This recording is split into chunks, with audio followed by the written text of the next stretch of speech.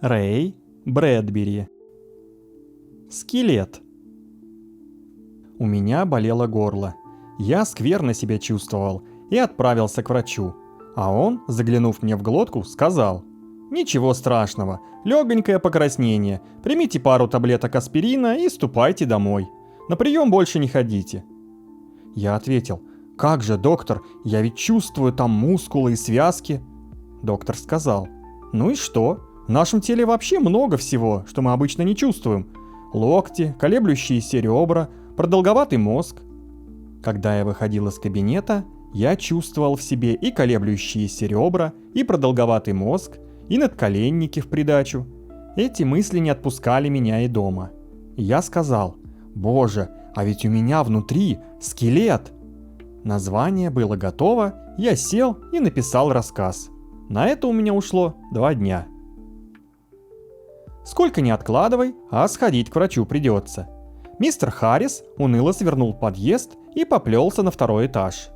«Доктор Берли», — блеснула золотом указывающая вверх стрелка. Увидев знакомого пациента, доктор Берли непременно вздохнет. Ну как же, 10-й визит на протяжении 1 года. И чего он, спрашивается, так страдает? Ведь за все обследования заплачено. Сестричка вскинула глаза, весело улыбнулась. Подошла на цыпочках к стеклянной двери, чуть ее приоткрыла, сунула голову в кабинет. «Угадайте, доктор, кто к нам пришел?» Прошелестело в ушах Харриса, а затем в ответ, совсем уже еле слышный: «Господи боже ты мой, неужели опять?» Харрис нервно сглотнул. При виде Харриса доктор Берли недовольно фыркнул. «И у вас, конечно же, снова боль в костях». Он нахмурился, чуть поправил очки. «Мой дорогой Харрис, вас прочесывали самыми частыми гребешками, какие только известны науке, и не выловили ни одной подозрительной бактерии. Все это просто нервы. Вот, посмотрим на ваши пальцы. Слишком много сигарет. Дыхните на меня. Слишком много белковой пищи. Посмотрим глаза. Недостаток сна. Мои рекомендации: бросьте курить, откажитесь от мяса, побольше спите. С вас $10. Харрис угрюмо молчал. «Вы еще здесь?» Снова взглянул на него врач. «Вы ипохондрик. Теперь с вас $11. «А почему же у меня все кости ноют?» Спросил Харрис. «Знаете, как это бывает, если растянешь мышцу?» Доктор Берли говорил спокойно, вразумительно, словно обращаясь к ребенку. «Так и хочется сделать с ней что-нибудь, растереть, размять. И чем больше суетишься, тем хуже. А оставишь ее в покое, и боль быстро исчезнет. Выясняется, что все твои старания не приносили никакой пользы, а наоборот, шли во вред. То же самое сейчас с вами. Оставьте себя в покое.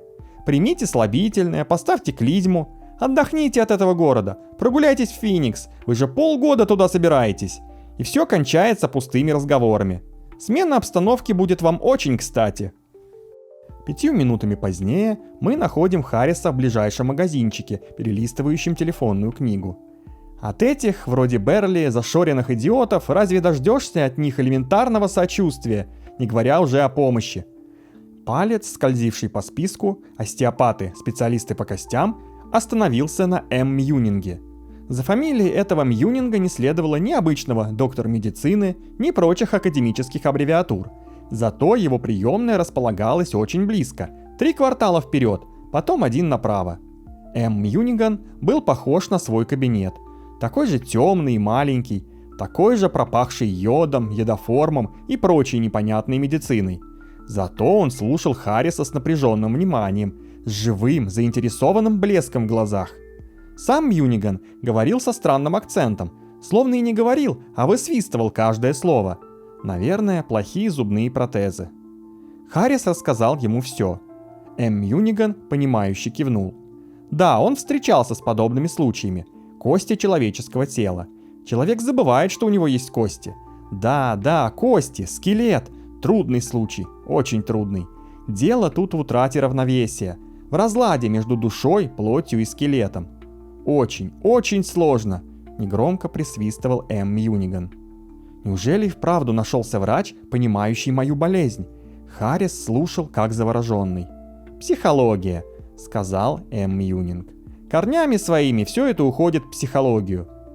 Он подлетел к унылой грязноватой стене и включил подсветку полудюжины рентгеновских снимков. В воздухе повисли призрачные силуэты бледных тварей, выловленных в пене доисторического прибоя. Вот скелет, пойманный врасплох. Вот цветовые портреты костей, длинных и коротких, толстых и тонких. Мистер Харрис должен хорошо осознать стоящие перед ним проблемы, сложность своего положения. Рука М. Юнинга указывала, постукивала, шелестела, доскребывала по бледным туманностям плоти, обволакивающим призраки черепа, позвоночного столба, тазовых костей, известковые образования, кальций, костный мозг. Здесь и здесь тоже, это, то, эти и те, и еще другие. Смотрите. Харрис зябко поежился. Сквозь рентгеновские снимки в кабинет ворвался зеленый, фосфорицирующий ветер страны, населенный монстрами Дали и Фузели. Джон Генрих Фузели, 1742-1825 года. Английский художник, иллюстратор и эссеист. И снова тихое присвистывание М. Юнинга. Не желает ли мистер Харрис, чтобы его кости были подвергнуты обработке? «Смотря какой», — сказал Харрис. Мистер Харрис должен понимать, что М. Юниган не сможет ему ничем помочь, если Харрис не будет нужным образом настроен. Психологически пациент должен ощущать необходимость помощи, иначе все усилия врача пойдут впустую. Однако М. Юниган коротко пожал плечами. М. Юниган попробует. Харрис лежал на столе с открытым ртом. Освещение в кабинете потухло. Все шторы были плотно задернуты. М. Юниган приблизился к пациенту. Легкое прикосновение к языку. Харрис почувствовал, что из него вырывают челюстные кости. Кости скрипели и негромко потрескивали. Один из скелетов, тускло светившихся на стене, задрожал и подпрыгнул. По Харрису пробежала судорога. Он непроизвольно захлопнул рот. М. Юниган громко вскрикнул. Харрис чуть не откусил ему нос. «Бесполезно, все бесполезно. Сейчас не тот момент». Легкий шорох, шторы поднялись. М. Юниган обернулся. Прежний энтузиазм сменился на его лице полным разочарованием. Когда мистер Харрис почувствует психологическую готовность к сотрудничеству, когда мистер Харрис почувствует, что действительно нуждается в помощи и готов полностью довериться М. Юнигану, тогда появятся какие-то шансы на успех. А пока что гонорар составляет всего $2. М. Юниган протянул маленькую ладошку. Мистер Харрис должен задуматься. Здесь вот схема. Пусть мистер Харрис возьмет ее домой и изучит. Схема познакомит мистера Харриса с его телом. Он должен ощущать свое тело насквозь, до мельчайшей косточки. Он должен хранить бдительность. Скелет – структура очень странная, громоздкая и капризная. Глаза М. Юнигана лихорадочно поблескивали. И всего хорошего, мистер Харрис. Да, кстати, не хотите ли хлебную палочку? М. Юниган пододвинул к Харрису банку с длинными, твердыми, круто посоленными хлебными палочками. Взял одну из них сам и начал с хрустом грызть. Хорошая вещь, хлебные палочки. Очень помогают сохранять, форму. Всего хорошего, мистер Харрис. Всего хорошего. Мистер Харрис пошел домой. На следующий день, в воскресенье, мистер Харрис обнаружил в своем теле бесчетную тьму новых болей и недомоганий. Он провел все утро за изучением миниатюрной, однако абсолютно четкой и анатомически точной схемы скелета, полученной от М. Юнигана. За обедом Клариса, супруга мистера Харриса, чуть не довела его до нервного припадка. Щелкала суставами своих тонких, удивительно изящных пальчиков, пока мистер Харрис не заткнул уши и не закричал «Прекрати!». После обеда он засел у себя в комнате, ни с кем не общаясь. Клариса и 3 ее подружки сидели в гостиной, играли в бридж, смеялись и непрерывно тараторили. Харрис тем временем со всевозрастающим интересом ощупывал и изучал каждую часть своего тела. Через час он встал и громко крикнул «Клариса!». Клариса умела не войти, а впорхнуть в комнату. Плавные пританцовывающие движения тела неизменно позволяли ей хоть немножко, хоть на малую долю миллиметра, но все же не касаться ворсинок ковра. Вот и теперь она извинилась перед гостями и весело влетела в комнату мужа. Харрис сидел в дальнем углу, пристально изучая анатомическую схему. «Все грустишь, милый, и хмуришься?» Клариса села ему на колени. «Не надо, пожалуйста, а то мне тоже грустно». Даже ее красота не смогла вывести мистера Харриса из раздумий. Он покачал на ноге невесомость Кларисы, затем осторожно потрогал ее коленную чашечку. Округлая косточка, укрытая светлой, своим светом светящейся кожей, чуть пошевелилась. «Это что?» – судорожно вздохнул Харрис. «Так что ли и полагается?» «Что полагается?» – звонко расхохоталась Клариса. «Ты это про мою коленную чашечку? Ей что, так и полагается двигаться?» Клариса удивленно потрогала свое колено. «Ой, а ведь и правда!» «Хорошо, что твоя тоже ползает», — облегченно сказал Харрис, «а то я уже начал беспокоиться». «О чем?» «Да вот и колено, и ребро», — он похлопал себя по грудной клетке.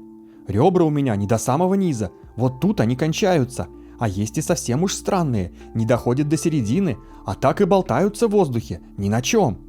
Клариса ощупала свое тело, чуть пониже грудей. «Ну конечно же, глупенький, здесь они у всех кончаются, а эти коротенькие, смешные, это называется ложные ребра. Вот, видишь, ложные. Остается только надеяться, что они не позволят себе никаких фокусов, будут вести себя как самые настоящие». Шутка получилась предельно неуклюжей. Теперь Харрису страстно хотелось снова остаться в одиночестве. Вот здесь вот, совсем рядом, только нащупать дрожащими боязливыми пальцами, лежали дальнейшие открытия, новые, еще более странные археологические находки, и он не хотел, чтобы над ним кто-то смеялся. «Спасибо, милая, что пришла», — сказал Харрис. «Кушайте на здоровье». Маленький носик Кларисы шаловливо потерся о нос Харриса. «Подожди, а вот здесь, здесь!» Харрис ощупал сперва свой нос, затем нос жены. «Ты понимаешь, что тут происходит? Носовая кость доходит только до сюда, а все остальное заполнено хрящевой тканью». «Ну конечно же, милый!» Клариса смешно сморщила хрящевой носик и выпорхнула из комнаты. Харрис остался один. Пот быстро переполнял углубления и впадины его лица, неудержимым половодьем заливал щеки.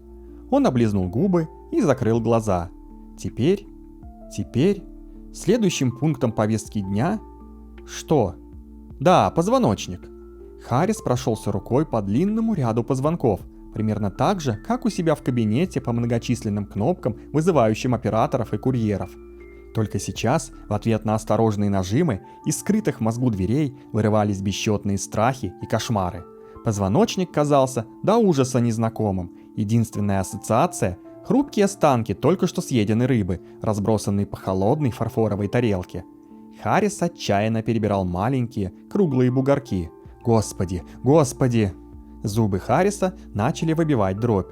«Боже милостивый!» — думал он. «Как же я мог этого не понимать? Все эти годы я существую, имея внутри себя скелет.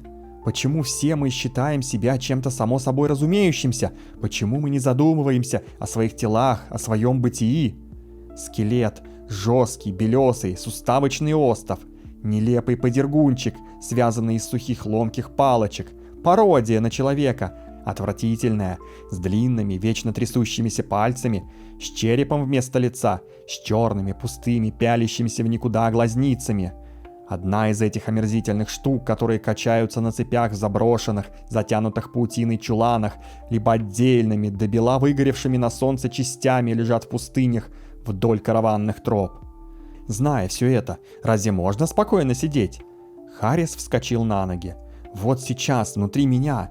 Он схватился за живот, затем за голову. Внутри моей головы находится череп, гнутая костяная коробка, дающая приют электрической медузе моего мозга, надтреснутая скорлупа с дырами, словно пробитыми выстрелом из двустволки, с костяными гротами и пещерами, куда вмещается и мое сознание, и мой слух, и мое зрение, и все мои мысли. Череп, надежная темница, через крохотные, хрупкие оконца которой мой мозг смотрит на окружающий мир. Разве можно так жить? Хотелось хищным хорьком метнуться в этот курятник, в гостиную, чтобы мирное квохтанье сменилось истерическим кудахтаньем, чтобы облаком выдранных перьев заплясали в воздухе карты. Харрис не двинулся с места, но для этого потребовалось отчаянное, почти непосильное усилие. Спокойно, спокойно, нужно же держать себя в руках. Да, это откровение, ты должен смело взглянуть ему в лицо, осознать его и прочувствовать. Так ведь скелет же! Вопило его подсознание. «Я не могу этого принять. Да, я просто не могу поверить. Это вульгарно, гротескно, ужасно. Все скелеты – кошмар. Они трещат, стучат и дребезжат в древних замках. Длинными, лениво раскачивающимися маятниками свисают с почерневших дубовых балок. «Милый, иди сюда, я познакомлю тебя с дамами». Чистый ясный голос жены доносился не из-за стенки, а с непостижимо огромного расстояния. Мистер Харрис встал. Скелет удержал его в вертикальном положении. Эта мерзость внутри, этот наглый захватчик, этот несказанный ужас. Он поддерживал руки Харриса, его ноги и голову. Ощущение, словно сзади, за спиной, стоит некто, кому там не место. С каждым новым шагом Харрис все четче осознавал безвыходность своего положения, полную свою зависимость от чужеродного нечто. «Секунду, милая, я сейчас!» – бессильно откликнулся Харрис. «Брось, возьми себя в руки», — сказал он себе. «Завтра на работу. В пятницу ты должен съездить наконец-то в Феникс. До Феникса далеко, несколько сотен миль. Ты должен быть в форме, иначе поездка снова отложится. А кто же, кроме тебя, уломает мистера Крэлдона инвестировать в твой керамический бизнес? Так что выше нос». Через секунду он находился уже в обществе дам. Знакомился с миссис Уидерс, миссис Эмблмет и мисс Кэдди. Все они содержали внутри себя скелеты, но относились к этому на удивление спокойно, ибо милосердная природа приодела неприглядную наготу ключиц, бедерных и берцовых костей грудями, икрами и пушистыми бровями, красными, капризно надутыми губками и... «Господи!» – беззвучно вскрикнул мистер Харрис. «Всякий раз, когда они смеются, разговаривают или едят, проглядывает часть скелета, зубы! Господи, я никогда об этом не думал!» «Извините, ради бога!» – судорожно выдохнул он и выбежал из гостиной. Выбежал как раз вовремя, чтобы донести свой ланч до клумбы с петуньями. Перед сном, пока Клариса раздевалась, Харрис сидел на кровати и аккуратно подстригал ногти. Вот еще одно место, где скелет выпирает наружу. Не только выпирает, но и яростно-агрессивно растет. Видимо, он пробормотал нечто подобное вслух. Одетая в пеньюар жена села рядом, обняла его за шею, сладко зевнула и сообщила: «Милый, так ведь ногти совсем никакие не кости, это просто ороговевшая эпидерма». Харрис отбросил ножницы. «А ты точно знаешь? Будем надеяться, что да, так будет уютнее, и будем надеяться...» Он обвел взглядом плавные изгибы ее тела, что все люди устроены одинаково. «В жизни не видела такого закоренелого ипохондрика». Кларисса вытянула руку, не подпуская мужа к себе. «Давай, в чем там у тебя дело? Расскажи мамочке все по порядку». «Внутри», — сказал он, — «что-то у меня внутри не так. Съел, наверное, что-нибудь». Весь следующий рабочий день мистер Харрис изучал со все нарастающим раздражением размеры, формы и устройства различных костей своего тела. В 10 утра он захотел пощупать локоть мистера Смита и попросил о том разрешения. Мистер Смит недоверчиво нахмурился, однако возражать не стал. После ланча мистер Харрис захотел потрогать лопатку мисс Лорел. Мисс Лорел мгновенно прижалась к нему спиной, мурлыча как котенок и зажмурив глазки. «А ну-ка прекратите!» — резко скомандовал мистер Харрис. «Что это с вами, мисс Лорел?» Оставшись в одиночестве, он начал думать о своем неврозе. Война уже кончилась, так что все эти психические сдвиги связаны, скорее всего, с чрезмерной нагрузкой на работе и неопределенностью будущего. Харрис был очень приличным, даже талантливым керамистом и скульптором. Как только представится такая возможность, он съездит в Аризону, возьмет у мистера Крэлдона в долг, построит печь для обжига и организует собственную мастерскую. Вот о чем ему нужно беспокоиться, а не о всякой ерунде. Надо же так свихнуться. К счастью, он успел познакомиться с Сэм Юниганом, человеком, готовым понять и оказать возможную помощь. Только лучше уж он будет бороться сам, не прибегая без крайней к тому необходимости, к услугам доктора Берли или там Юнигана. Чужеродное, непонятное ощущение должно пройти. Харрис сидел и смотрел в пустоту. Чужеродное ощущение и не думало проходить, оно усиливалось. Весь вторник и среду Харриса страшно беспокоило, что его эпидерма, волосы и прочие внешние пристройки являют собой весьма жалкую картину, в то время как обволакиваемый ими скелет представляет собой чистую, точную структуру, организованную с предельной эффективностью.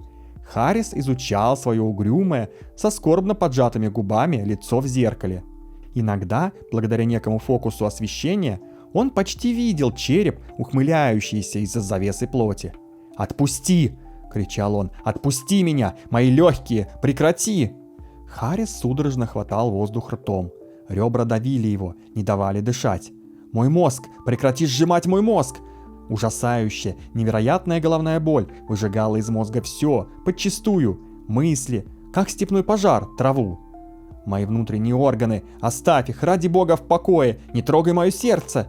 Под угрожающими взмахами ребер, бледных паучьих лап, играющих со своей жертвой, сердце Харриса в ужасе сжималось. Клариса ушла на собрание Красного Креста. Харрис лежал на кровати один, насквозь мокрый от пота. Он пытался хоть как-то себя вразумить, но только острее ощущал дисгармонию между грязной, неряшливой внешней оболочкой и невообразимо прекрасной, чистой, холодной вещью, замурованной внутри. Кожа лица жирная, с явно уже проступающими морщинами. А теперь взгляни на белоснежную безупречность скелета. Нос великоват, тут уж не поспоришь. А теперь взгляни на крошечные косточки носа, какой он у черепа, вверху, до того места, где отвратительный носовой хрящ начинает формировать этот идиотский кособокий хобот. Тело. Толстовато, не правда ли? И сравни с ним скелет. Стройный, худощавый, с экономными, законченными очертаниями, тонкий и безупречный, как белый богомол. Резная слоновая кость, шедевр какого-нибудь великого восточного мастера. Глаза. Заурядные, невыразительные, по-идиотски вылупленные. А теперь, будь добр, взгляни на глазницы черепа, такие круглые и глубокие, озера тьмы и спокойствия, всеведущие и вечные. Сколько в них ни вглядывайся, взор никогда не отыщет дна их черного понимания. Здесь, в чашах тьмы, кроется вся ирония и вся жизнь, и все вообще, что есть. Сравнивай, сравнивай, сравнивай. Этот ужас продолжался часами. Скелет же, худощавый, занятый какими-то своими проблемами философ, тихо лежал, как изящное насекомое в грубой куколке. Лежал, не говорил ни слова, и только ждал, ждал. Харрис медленно сел. «Ну-ка, ну-ка!» — воскликнул он. «Подожди-ка минутку!» «Так ты же тоже беспомощный! Я тебя тоже припер! Я могу заставить тебя делать все, абсолютно все, чего только душа пожелает, а ты бессилен сопротивляться. Я скажу, ну-ка двинь своим запястьем, своими фалангами, и алия, хоп, они поднимаются, двигаются, и вот я махнул кому-нибудь там рукой».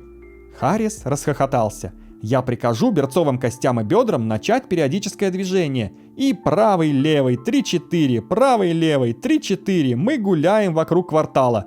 Вот так вот». Он помолчал, торжествующе ухмыляясь. «Так что тут у нас с тобой 50 на 50. Игра с равными шансами. Только не игра, а борьба. И мы еще поборемся. В конце концов, из нас двоих только я думаю. Да-да, и это самое главное. Даже будь ты сильнее, все равно, думаю, я». Безжалостные челюсти сомкнулись, перекусывая мозг Харриса пополам. Харрис закричал.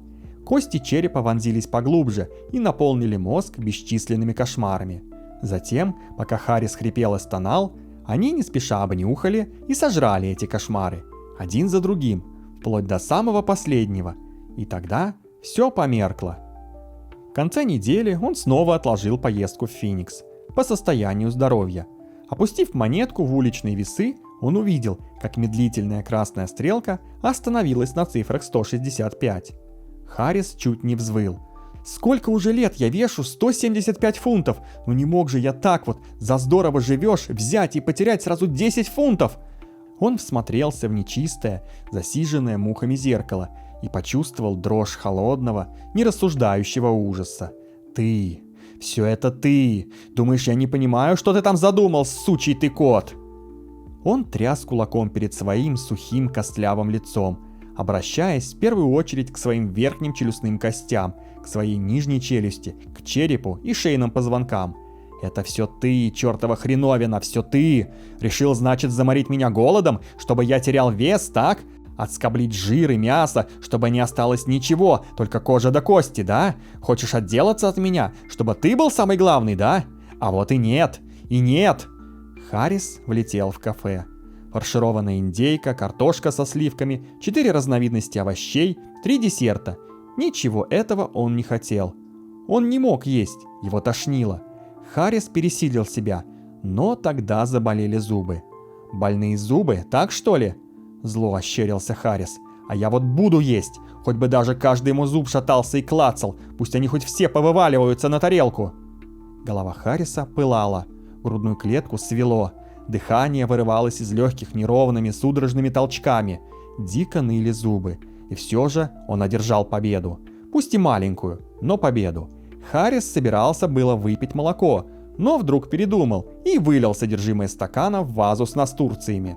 «Нет уж, драгоценный ты мой, никакого кальция тебе не будет. Ни сегодня, ни потом. Никогда, слышишь? Никогда не буду я употреблять пищу, богатую кальцием и прочими веществами, укрепляющими кости. Я, милейший, буду есть для одного из нас, для себя, и никак уж не для тебя». 150 фунтов, сообщил он жене через неделю. «А вот ты замечаешь, как я изменился?» «К лучшему», улыбнулась Клариса. «Ты, милый, всегда был чуть толстоват для своего роста. А теперь...» Она потрепала мужа по подбородку. «У тебя такое сильное, мужественное лицо. Все линии четкие, определенные». «Да не мои это линии, а этой погони. Значит, он нравится тебе больше меня, так что ли?» «Он? Кто такой он?» За спиной Кларисы, в зеркале, сквозь плотскую гримасу ненависти и отчаяния проглядывала спокойная, торжествующая улыбка черепа. Продолжая негодовать, Харрис закинул себе в рот несколько таблеток пивных дрожжей. Единственный способ прибавить в весе, когда организм почти не принимает пищу. Клариса посмотрела на бутылочку с таблетками. «Милый», — удивилась она, — «если ты набираешь вес ради меня, так не надо. Правда, не надо». «Ну неужели ты не можешь заткнуться?» — хотелось крикнуть Харрису. Клариса заставила мужа лечь, положить голову ей на колени. «Милый», — сказала она, — «последнее время я за тобой наблюдаю. Тебе очень плохо. Ты ничего не говоришь, но вид у тебя просто страшный, какой-то затравленный. Ночью ты ни минуты не лежишь спокойно, все время дрожишь, мечешься. Возможно, стоит обратиться к психиатру. Однако я заранее узнаю, что он тебе скажет. Я сложила вместе все твои намеки и нечаянные оговорки. Так вот, ты и твой скелет – одно неделимое целое, одна неделимая страна, где свобода и справедливость в равной степени принадлежат каждому. Соединенные вы выстоите, разъединенные падете. Вы должны ладить, как немолодая уже притершаяся семейная пара. А если ничего не получается, сходи к доктору Берли, только сперва расслабься. Это же типичнейший порочный круг. Чем больше ты суетишься и тревожишься, тем сильнее выпирают твои кости, давая тебе новый повод для тревог. Да и кто в конце концов зачинщик всей склоки? Ты или эта безымянная сущность, которая, если тебе верить, прячется позади твоего пищеварительного тракта? Харрис закрыл глаза. «Я. Пожалуй, что и я. А ты продолжай. Говори мне, говори». «Поспи», — сказала Клариса. «Поспи и забудь». Первую половину дня Харрис летал как на крыльях, но к вечеру заметно поувял. Хорошо, конечно, так вот валить все на неумеренное воображение, но ведь этот конкретный скелет действительно огрызается, да еще как. После работы Харрис решительно направился к М. Юнигану. Через полчаса он свернул за нужный угол, увидев фамилию М. Юниган, написанную на стеклянной табличке золотыми, почти облупившимися буквами. И в тот же самый момент все его кости словно сорвались с привязи, выплеснули в тело жгучую, ни с чем не сравнимую боль. Ослепленный и оглушенный, Харрис зажмурился и побрел, пьяно раскачиваясь, прочь. Глаза он открыл только за углом, на главной улице. Вывеска М. Юнигана исчезла из виду. Боль отпустила. Значит, М. Юниган способен помочь, если одна его фамилия вызывает такую яростную реакцию. Нет никаких сомнений, что он действительно способен помочь. Но не сегодня. Каждая попытка Харриса вернуться к дому с облупленной вывеской неизменно кончалась новым взрывом боли. Мокрый от пота, он бросил бесполезное занятие и направился в ближайший бар.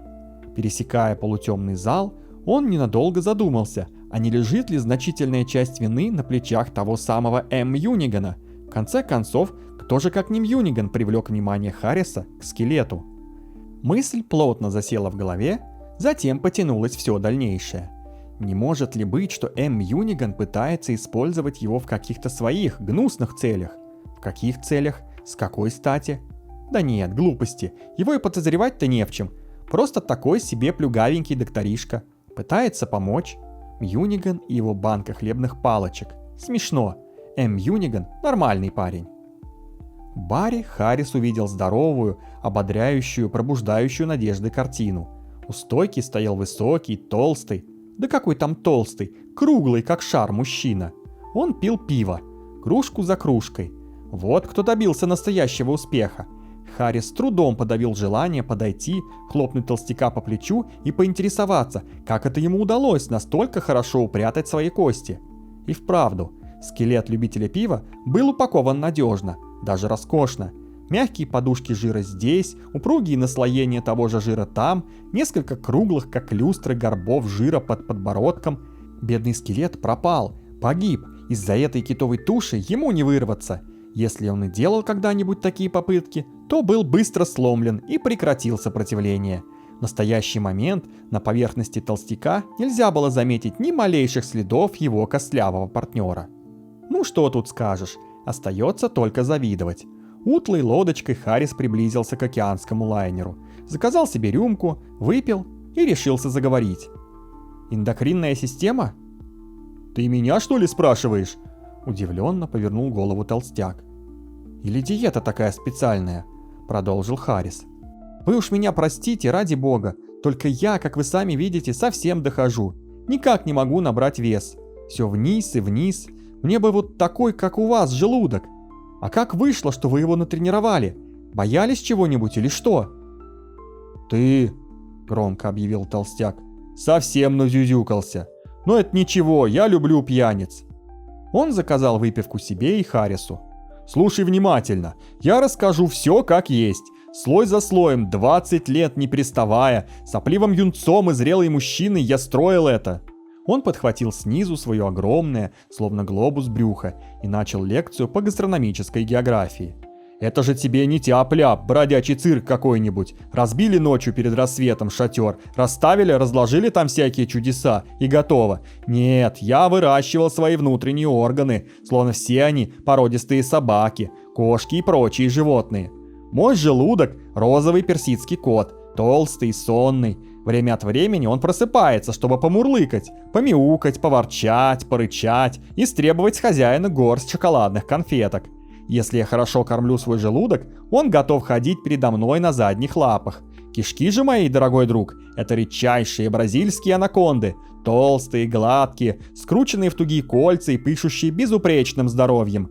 Я забочусь о них, обо всем этом своем зверье, слежу, чтобы они были в форме. Из страха перед кем-нибудь? Возможно. По этому поводу следовало выпить, что и было сделано. Набрать вес?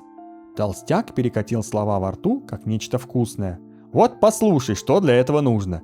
Заведи себе склочную, болтливую жену, а заодно чертову дюжину родственничков, способных из-за любого, самого невинного бугорка вспугнуть целый выводок кошмарных неприятностей. Добавь сюда щепотку деловых партнеров, чья первая и чуть ли не единственная цель в жизни – вытащить из твоего кармана последний, случайно завалявшийся там доллар. И ты на верном пути. Почему? Ты и сам не заметишь, как начнешь абсолютно бессознательно отгораживаться от них жиром, создавать эпидермиальные буферные государства, строить органическую китайскую стену. Вскоре ты поймешь, что еда – единственное в мире удовольствие. Но все эти беды и беспокойства должны происходить от внешних источников.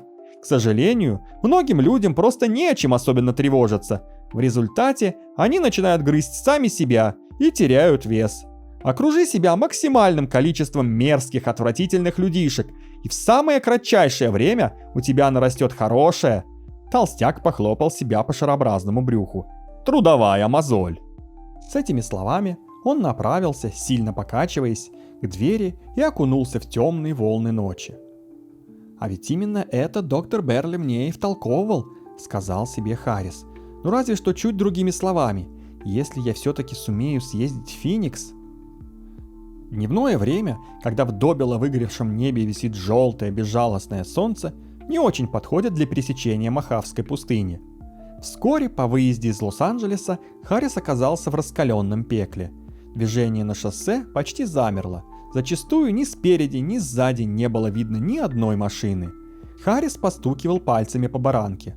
Одолжит там Крэлдон эти деньги, необходимые для организации самостоятельного дела, или нет, все равно хорошо, что поездка в Феникс состоялась.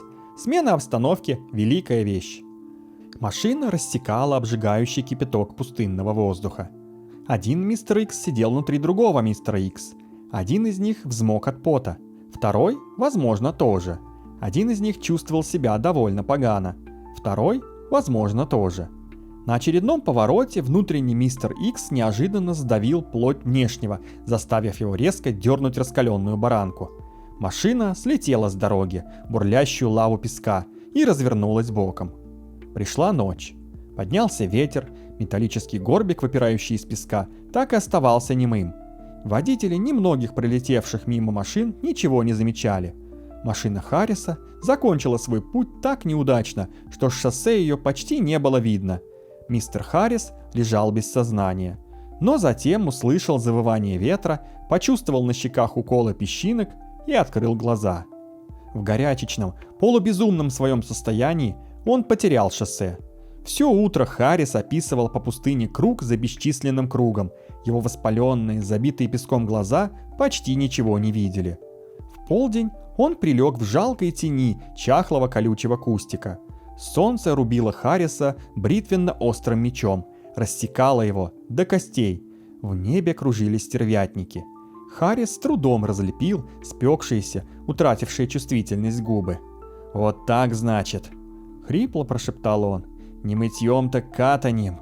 Ты загоняешь меня по этому аду, заморишь голодом и жаждой, убьешь». Он сглотнул набившийся в рот песок.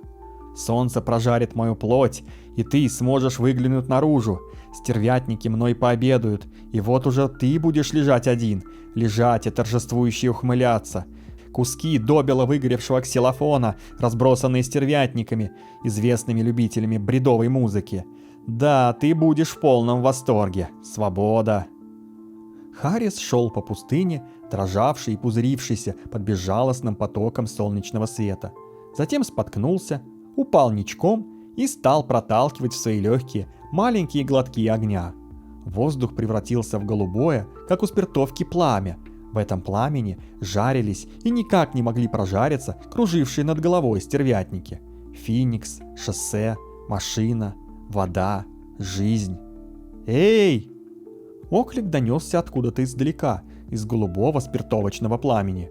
Мистер Харрис попытался сесть. «Эй!» Снова тот же голос. И снова, и хруст торопливых шагов. Харрис издал вопль неизмеримого облегчения, встал и тут же рухнул на руки человека в форме и со значком. Вытаскивание и починка машины оказались делом долгим и скучным. Харрис добрался до Феникса в таком состоянии ума и настроении, что деловая операция превратилась для него в тупую бессмысленную пантомиму. Он договорился с мистером Крэлдоном, получил заем, но и деньги не значили ровно ничего. Эта штука, засевшая внутри его, как белый ломкий меч в ножнах, портила ему работу, мешала есть, придавала какой-то жутковатый оттенок его любви к Кларисе, не позволяла даже доверять автомобилю. Случай в пустыне преисполнил Харриса паническим ужасом. Преисполнил до мозга костей, если, конечно, здесь уместна ирония. Смутно, словно издалека, до Харриса донесся собственный его голос, благодаривший мистера Крэлдона за деньги. Затем Харрис включил зажигание, и снова под колесами машины полетели долгие мили. На этот раз он выбрал путь через Сан-Диего, чтобы избежать пустынного участка шоссе между Эль-Сентро и Бамонтом. Лучше уж ехать вдоль побережья. Нету больше доверия к этой пустыне. Но осторожнее, осторожнее. Соленые волны грохотали о берег, со змеиным шипением набегали на пляже лагуны. Песок, рыбы и рачки очистят кости от плоти ничуть не хуже стервятников. Так что помедленнее, помедленнее, особенно на тех поворотах, откуда можно слететь в воду. Да у меня что, совсем крыша съехала? И к кому же прикажете обратиться? К Ларисе? К Берли? К Мьюнигану? К Костоправу. К Мьюнигану. На то мы порешим. Здравствуй, милый. Жесткость зубов и челюстных костей, ощущавшаяся через страстный поцелуй Кларисы, заставила Харриса страдальчески поморщиться. «Здравствуй», — откликнулся он, вытирая губы запястьем и пытаясь унять дрожь. «Ты похудел». «Да, милый, а это твое дело?» «Кажется, все в порядке». «Да, все в порядке». Клариса снова бросилась к нему на шею. За обедом они изо всех сил старались изобразить приподнятое настроение. Старалась, собственно говоря, одна Клариса. Харрис только слушал ее смех и трескотню. Затем Харрис начал ходить кругами вокруг телефона. Несколько раз он брался за трубку, но тут же одергивал руку. На пороге гостиной появилась Клариса в пальто и в шляпке. «Прости, милый, но я ухожу». «И не нужно так кукситься». Она ущипнула мужа за щеку. «Я вернусь из Красного Креста часа через 2, через 3. А ты ложись пока и дрыхни. Мне просто необходимо идти». Как только хлопнула наружная дверь, Харрис бросился к телефону. «М. Мьюниган?»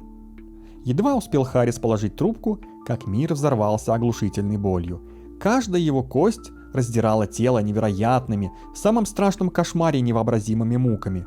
Пытаясь хоть немного сдержать эту атаку, Харрис поглотил весь в доме аспирин, и все равно через час, когда у дверей позвонили, он лежал уже пластом, обливаясь потом и слезами, судорожно хватая воздух. Он не мог не то что встать, но даже пошевелиться.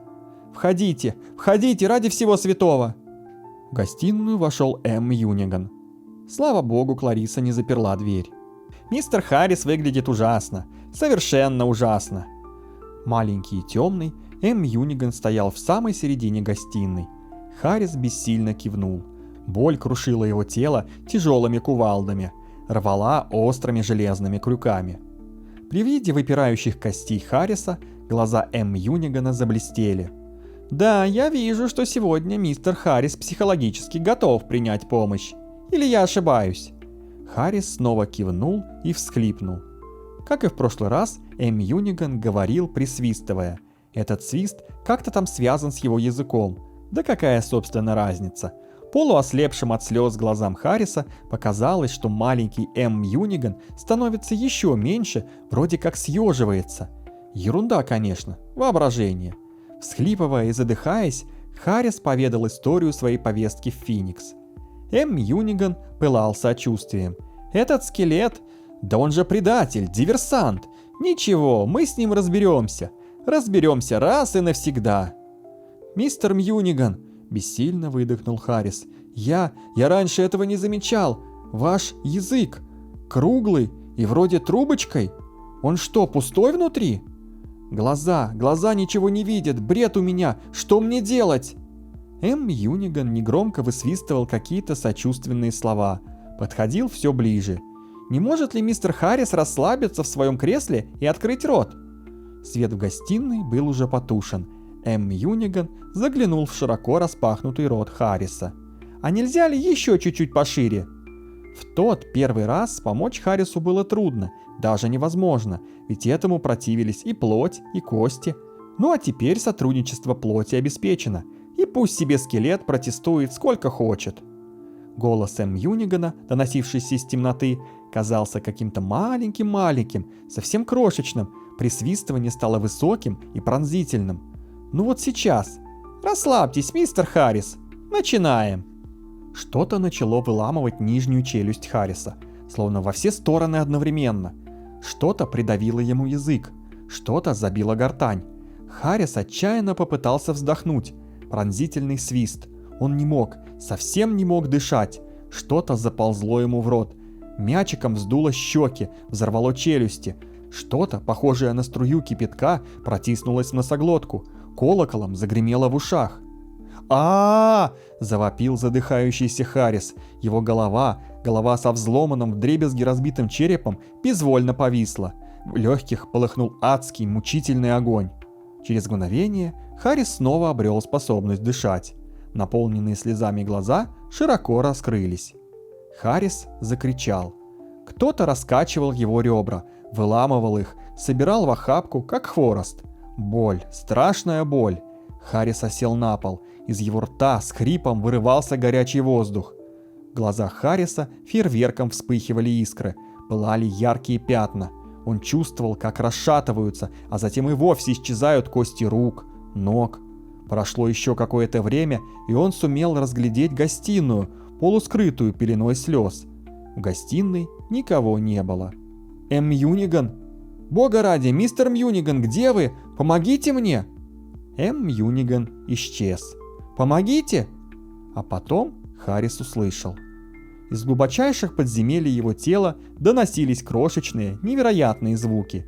Негромкое потрескивание и поскрипывание, похрупывание, почмокивание и быстрый сухой хруст, словно там, в кроваво-красной мгле, крошечная изголодавшаяся мышь умело и прилежно обгладывала.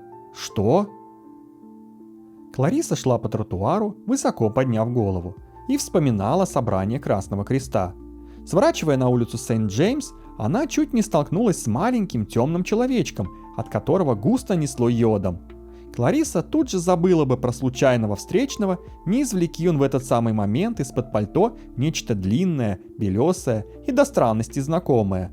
Вытащив непонятный предмет, он начал его грызть, как леденцовую палочку. Когда с утолщением на конце было покончено, человек сунул внутрь своей белой конфеты узкий, ни на что не похожий язык и начал с очевидным удовольствием высасывать начинку. Пока он грыз свое необыкновенное лакомство, Клариса дошла до своего дома, повернула ручку и исчезла за дверью. «Милый!» – окликнула она с порога и улыбнулась. «Где ты, милый?» Клариса закрыла входную дверь, миновала прихожую, вошла в гостиную. «Милый?» Она 20 секунд смотрела на пол и пыталась что-нибудь понять. И закричала.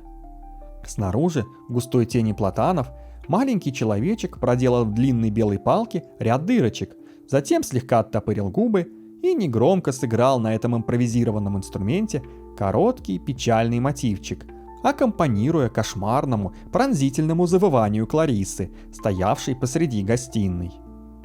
Если вспомнить детство, сколько раз случалось Кларисе, бегая по пляжу, раздавить медузу и взвизгнуть, а обнаружить целенькую, желатиновой кожицей медузу у себя в гостиной, в этом и совсем нет ничего страшного. Ну, отступишь на шаг, чтобы не раздавить. Но когда медуза обращается к тебе по имени... Конец. Текст читал Евгений Губанов. Спасибо за просмотр. Друзья, если вам нравятся мои видео и другой контент, поставьте лайк и подпишитесь на канал, оставьте комментарии и поделитесь видео с друзьями. Ваша поддержка очень важна. А если желаете поддержать развитие канала материально, становитесь моим подписчиком на Бусти или Патреоне, или же можете разово задонатить через Donation Alerts. Все ссылки в описании.